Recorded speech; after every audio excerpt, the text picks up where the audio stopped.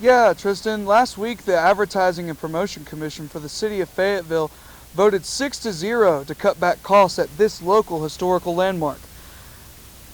The Clinton House Museum's budget went from $240,000 at the beginning of the year to now being $185,000. Announced last week that the Clinton House Museum would wind down operations.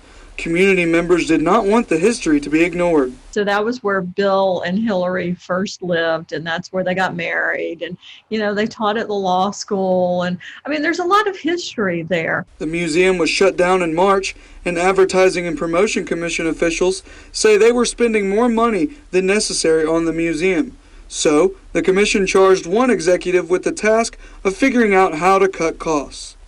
The goal is for the museum to be more sustainable and not require so much support financially from the Advertising and Promotion Commission. Before the pandemic, the museum was open 6 days a week, but when the museum reopened earlier this month, the hours were changed to 3 days a week. Ron says that is one example of how they plan to scale back operations. Ron says she knows cutting budgets is never pleasant, especially for a historical museum. But she says it's important to protect and preserve the house, whether it's a museum or not. This winding down process can really be laying the groundwork for the next phase.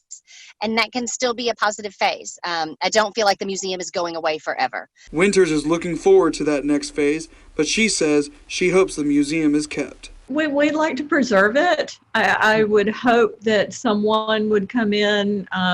Somebody suggested the Clinton Foundation. One way that they are preserving this museum by still being profitable is doing a virtual speaker series on Zoom. For UATV, I'm Jonathan Teal.